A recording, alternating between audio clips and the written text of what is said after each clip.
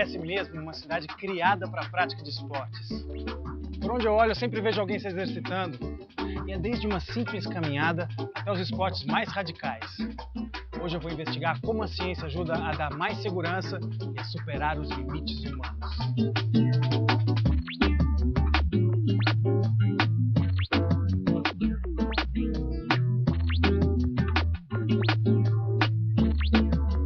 Cidades à beira-mar têm essa característica.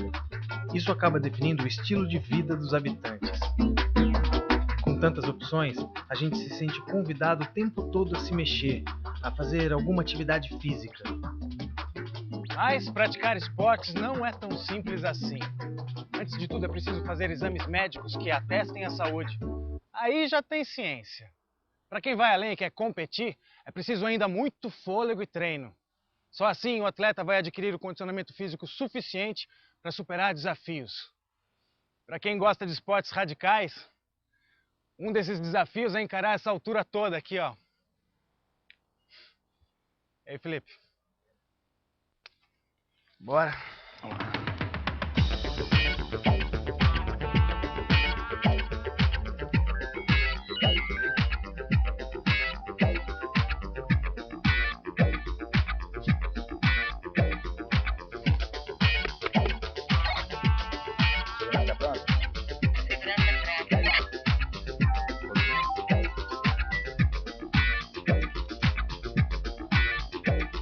Felipe, primeira coisa, isso muito me interessa. Como é que a gente vai chegar lá embaixo sem se esborrachar? Primeira coisa são os procedimentos básicos de segurança. Se você soltar aqui, lá embaixo tem alguém segurando a minha corda e a sua corda. Você jamais cairia. Segundo é você praticar o rapel com um profissional. E tendo essas medidas de segurança, com certeza você vai praticar o esporte sem problema. Me fala um pouquinho então agora dos equipamentos necessários. Certo. Os equipamentos são o freio 8, né, que é uma figura em 8. Ele é chamado freio 8, por quê? Porque você passa a corda a um atrito. E aí ele já começa a te frear, usando os procedimentos de luva, a parte de couro, de calça. Temos o mosquetão, que é de alumínio, da mesma forma que é o freio 8. E a cadeirinha, que é feita de fibras de nylon, fibras também dessas tiras que você coloca para fazer o rapel. Todo esse procedimento, com a corda homologada, com segurança, com um profissional, e alguém lá embaixo na tua segurança, você tem 99,9% nada de acontecer. Felipe, me conta um pouquinho então do passo a passo da montagem desse equipamento. Tem uma ancoragem aqui. Me explica como é que funciona todo esse aparato aqui. Veja bem, isso aí foi desenvolvido ao longo dos anos de treinamento, junto com o Instituto Nacional de Tecnologia, que é um órgão que faz os testes todo no material desde 1997. São engenheiros que me ajudaram a essa montagem, essa distribuição de força. Com isso, houve um desenvolvimento muito grande do rapel. A gente tem que saber a diferença desse rapel que você vai praticar para o rapel da escalada. O rapel da escalada é apenas um retorno que você faz do cume. Aqui no caso não, você precisa utilizar a corda, entender o material. Ali você vê na minha ancoragem que existe uma distribuição. São pontos de alavancas que se romper um lado, vai se pendurar para o outro e assim sucessivamente. Esse rapel é totalmente diferente do rapel da escalada. Qualquer pessoa pode praticar rapel? Qualquer pessoa pode praticar rapel, desde que faça esse rapel com um profissional. Vamos lá, Alexandre, vamos fazer esse rapel aí, um rapel seguro, pode vir. Vamos ver qual que é. Vamos ver então, irmão. Bora. Tá tranquilo aí, vamos lá, isso aí. Vamos começar esticando, dando uma linha atrás ali na corda. Vai aliviando, isso, coloca a mão aqui só pra você se posicionar. Vem embora, vem embora. Vai aliviando. Vai esticando o corpo, vai esticando. Vai esticando, como eu tô aqui, ó, como eu tô aqui, vem. Estica a perna, estica a perna, estica a perna, estica a perna. Isso!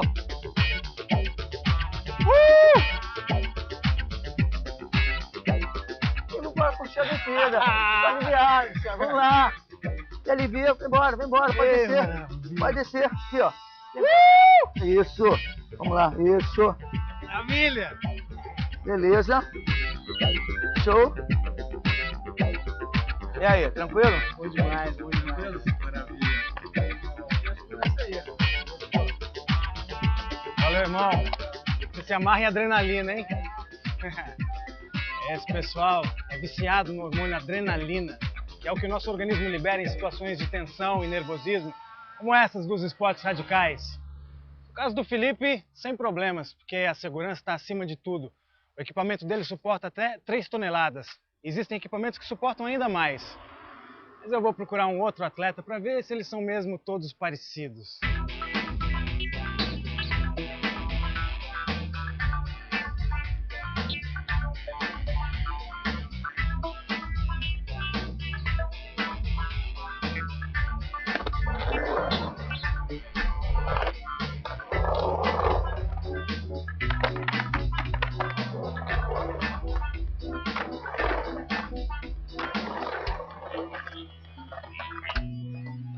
alguns esportes são tão integrados ao espaço urbano que fazem das ruas o seu estádio. É assim com o skate. Entre essa tribo, o Rio de Janeiro é conhecido como o paraíso das pistas de concreto.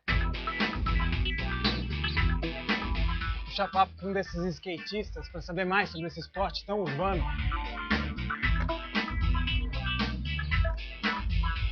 Esse aqui é o Sérgio Negão, skatista profissional. Maravilha, Sérgio. Beleza, meu? Beleza. Tranquilo. Me conta, como é que você se sente desafiando a lei da gravidade, Bruno? Isso daí é muito divertido, né? Começa numa brincadeira e você vai... Quando você vê, você já está desafiando, tentando fazer outras coisas mais incríveis. Agora tem diversas modalidades de skate, né? Tem diferentes tipos de manobra, diferentes tipos de pista.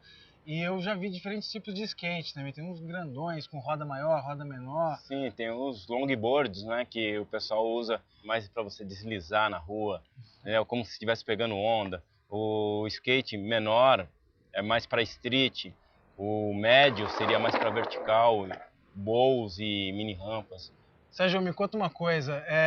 O skatista, assim como todas as tribos, né, tem sua própria linguagem. E eu escuto falar muitos nomes de manobras que eu não entendo direito. Me fala um pouquinho das principais manobras, as mais alucinantes assim. O skate ele tem a manobra básica, né, que é o ollie. Tudo é o ollie. Você chegar, bater o tail no chão e o skate voa. É um aéreo sem você segurar. Aí depois vem a segunda manobra básica, que são os aéreos, que você colocando a mão em diversos lugares. Entendeu? Aí vem as variações que são inúmeras. Mas o que o pessoal tá mais hoje ouve falar, né, é do 900, que são 2,5 voltas, né? E bastante flips, que são manobras que você gira o skate e pega ele no ar e volta. É isso aí, Sérgio. Valeu. Eu que agradeço. Obrigado, boa sorte. Valeu, moçada.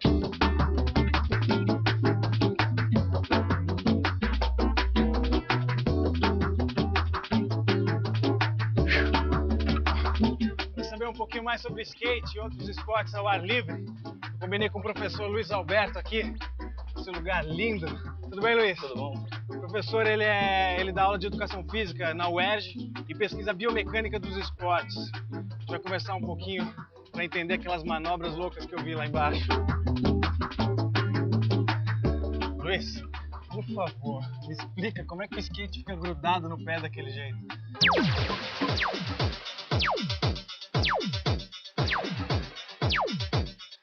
O que acontece ali é que você tem, na realidade, um sistema físico, né? E você tem dois corpos em movimento. Você tem o corpo do atleta e o corpo do skate. E o que acontece é que quando você coloca os dois corpos em movimento, pelo comando do atleta, ele comanda o skate, quer dizer, ele passa a energia do corpo dele para o skate. Então, ao final de uma manobra, quando ele vai fazer a mudança do sentido do movimento que ele está fazendo, o skate tem a tendência de continuar em movimento. Então, se ele tirasse o pé dali, o skate continuaria. Só que o skate está no controle dele. Então, na hora que ele vai na velocidade, que o skate está sobre os pés dele, ele instintivamente, pela técnica dele, ele aplica uma determinada força no skate e mantém a proximidade com o skate. E com isso ele consegue aderência suficiente para fazer a manobra, retornar o skate e fazer o movimento contínuo de novo. Luiz, os equipamentos que o atleta usa, a gente viu que ele usa capacete, cotoveleira, joelheira. Eles influenciam nisso, né? Nessa capacidade dele realizar essas manobras? Sem dúvida nenhuma. A grande questão ali é que, como ele está num ambiente físico, né, tem um primeiro ponto, é que tudo que ele coloca no corpo dele vai influenciar fisicamente. Tudo tem peso, tudo tem resistência no ar, então tudo vai influenciar. A questão toda é a seguinte, que se você observar as manobras dele, muitas vezes ele fica numa posição que você olha e vê assim, pô, esse cara contrariou as leis da física. Então, por um erro milimétrico, né, ou por um equívoco milimétrico, ele perde a coordenação entre os músculos e aí ele pode perder o controle. Então, essa questão do equipamento, ela tem duas funções, né? Quer dizer, ela tem duas funções de intervenção. Uma diretamente para proteger ele desses momentos, que espera-se sejam raros, né?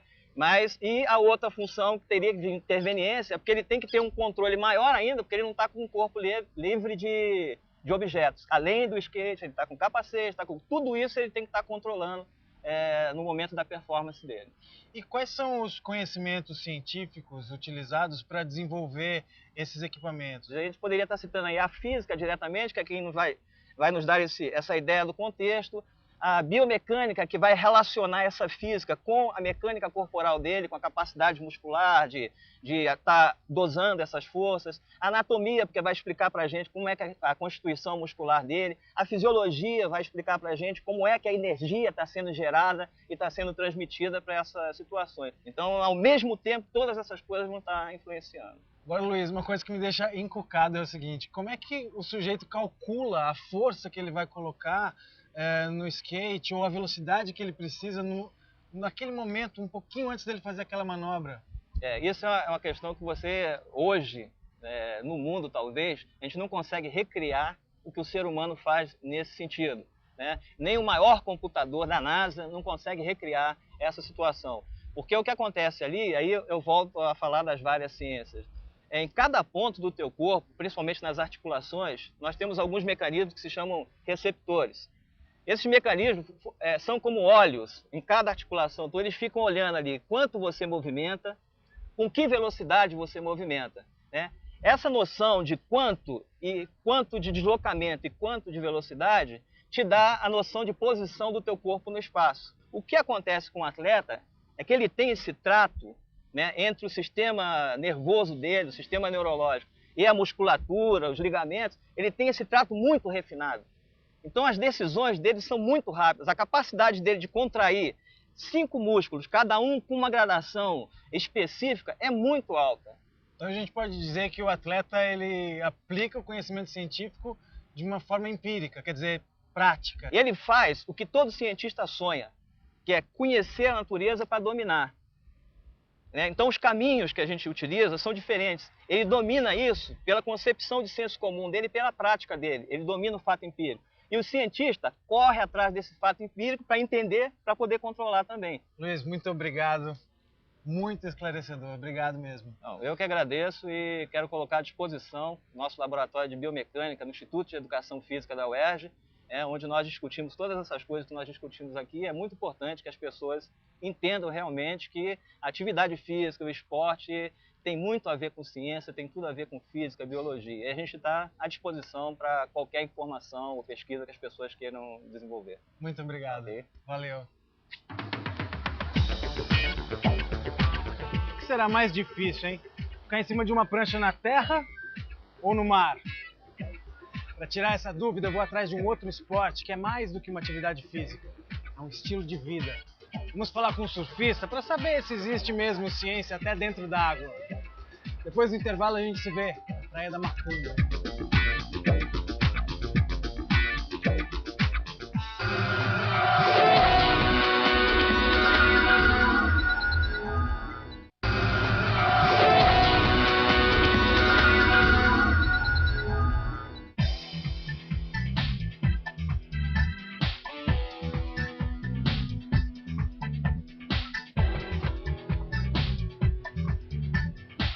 Hoje a gente está descobrindo a ciência por trás do esporte.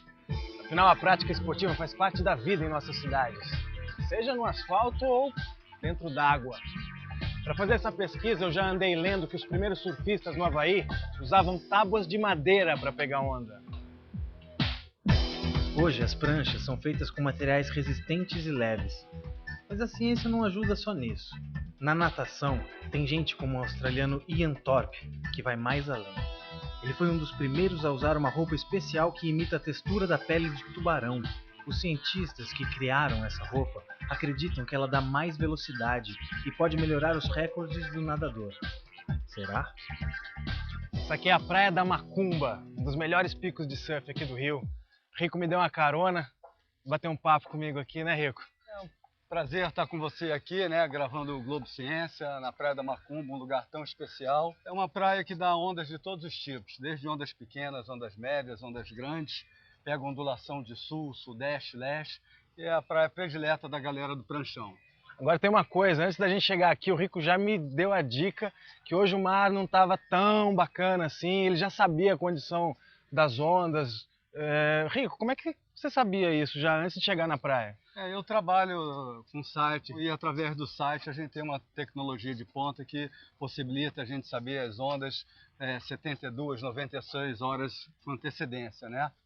Ô Rico, e a prancha de surf? Quer dizer, qual foi a evolução dela? A gente ouviu dizer que começou com tábua de madeira, hoje a gente chega a uma coisa bem tecnológica, né? Conta pra gente um pouco. Olha, eu posso contar isso com certa tranquilidade, porque eu coleciono, eu tenho um museu de surf, né? Eu tenho mais de 100 pranchas guardadas. Eu tenho as pranchas de madeira, as quais começaram no Havaí, como aqui no Brasil. O pessoal começou com prancha de madeira. Antigamente, o surfista que surfava onda de 4, 5, 6, 7 metros era considerado um big rider, um cara que pegava ondas grandes. Agora, com o jet ski, ele é maroleiro, porque hoje o nego já pega onda de 20 metros sendo puxado pelo jet ski. Os limites mudaram totalmente, os esportes radicais, né? Eu acho que nesses últimos 10 anos, com a tecnologia, houve modificação na maioria dos esportes, né? Maravilha, Rico. É isso aí.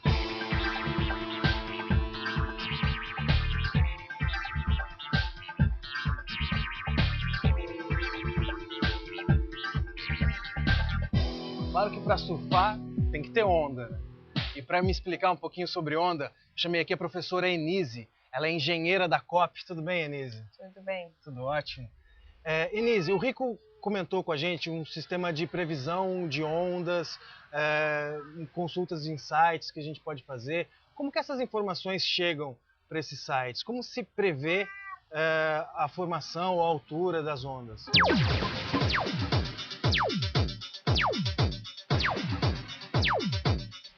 Existem vários sites no mundo inteiro, aqui no Brasil não é diferente, que apresentam previsão de onda a partir de dados meteorológicos. Então, são dados de vento, de pressão atmosférica, e que essas informações alimentam modelos computacionais que fazem a simulação da altura, do período e da direção de propagação de ondas. Agora, essas ondas, elas são ondas que nós chamamos sintéticas, ou seja, elas foram geradas a partir de modelos computacionais. A verificação da validade dessas previsões só é possível através de medição de ondas, o que se faz no local, né, de preferência na condição de águas profundas, com aparelhos chamados ondógrafos. Enise, quais são os fatores fundamentais que influenciam na formação de uma onda? Eu fico imaginando como que um ondógrafo longe da costa pode fazer a previsão de uma onda aqui, por exemplo, na Praia da Macumba, e pode fazer uma previsão de uma onda na Barra, no Recreio, em outras praias. Quais são os fatores envolvidos na formação da onda? Todo ondógrafo ele fornece um trio de informações, que é a altura da onda, o período da onda e a direção de propagação da onda. Bom, uma vez que eu tenho essa informação lá em águas profundas, eu posso propagar a onda e trazer essa ondulação para o litoral. Aí sim vou fazer com que essa onda faça uma interação, interaja com todas as características da fisiografia desse litoral, ou seja, as formas de fundos, contornos continentais, a presença de ilhas ou lajes ou baixios, e isso tudo vai então definir um padrão de onda que vai ser particular de cada praia. E isso é um elemento que tem tudo a ver com o surf. Porque o surfista ele vai querer o quê? Ele vai querer uma grande densidade de energia, ou seja, uma onda alta, né, que lhe proporcione bastante condições, uma certa emoção até, na prática do esporte. Agora, tem outros elementos que o surfista precisa que não estão presentes só na onda alta. Não é toda onda alta que é boa para o surf. Então, o modo de arrebentação da onda também é fundamental para a prática do esporte. Será que a ciência tem como ajudar a gente a ter ondas perfeitas, com todas essas características bacanas que você falou que um surfista espera? Como que a gente pode intervir nisso para ter uma formação bacana de ondas? Bom, isso aí é justamente o que a gente está pesquisando atualmente, é a interação da onda com o fundo. Quando você tem fundos naturais, como é o caso do litoral do Rio de Janeiro, fundos são cobertos de areia e as ondas movimentam essa areia de um lado para outro e às vezes fazem feições no fundo que são favoráveis ao surf, ou seja, que promovem uma arrebentação favorável ao surf, e às vezes não. Então, a tecnologia ela entra na medida em que, na investigação, né, de descobrir qual é esse segredo e saber para cada praia qual é a feição de fundo que aquela praia precisaria ter para que sempre tivesse arrebentação favorável ao surf.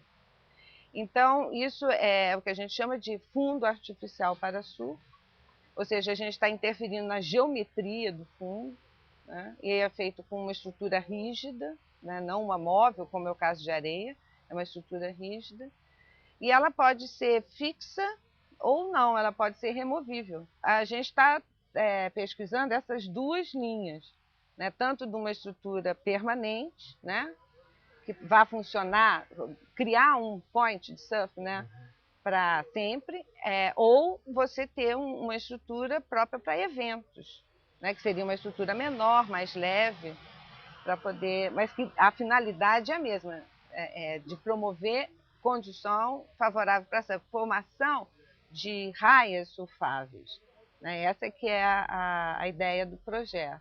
Denise, muito obrigado. Foi um prazer estar aqui com você. Pelas entrevistas e informações, foi ótimo. Obrigada. Valeu. Aloha, como diria o Rico.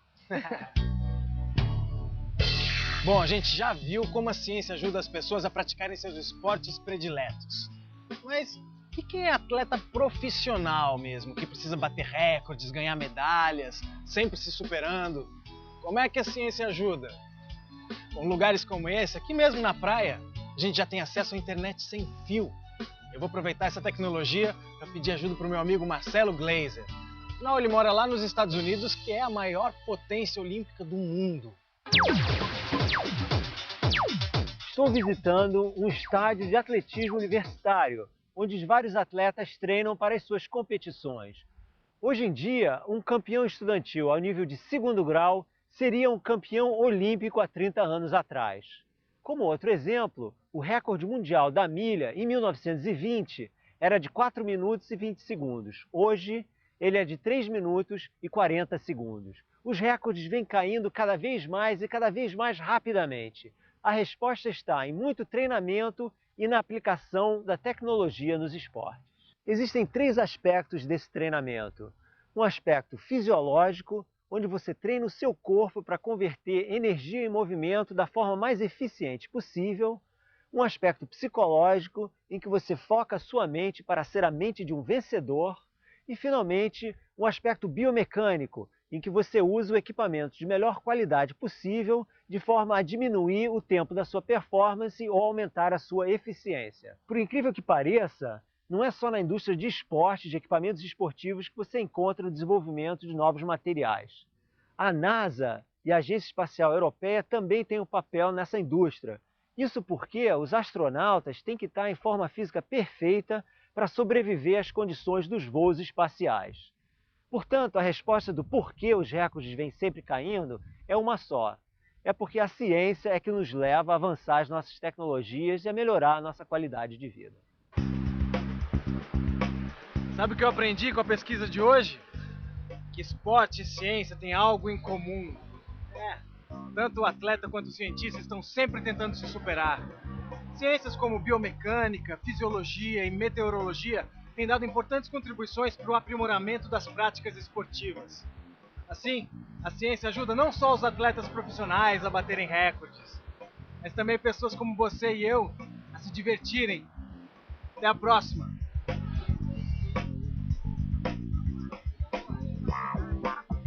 Se você quiser saber mais sobre esse assunto, entre em contato com Faculdade de Educação Física da UERJ, Programa de Engenharia Oceânica da COP da UFRJ.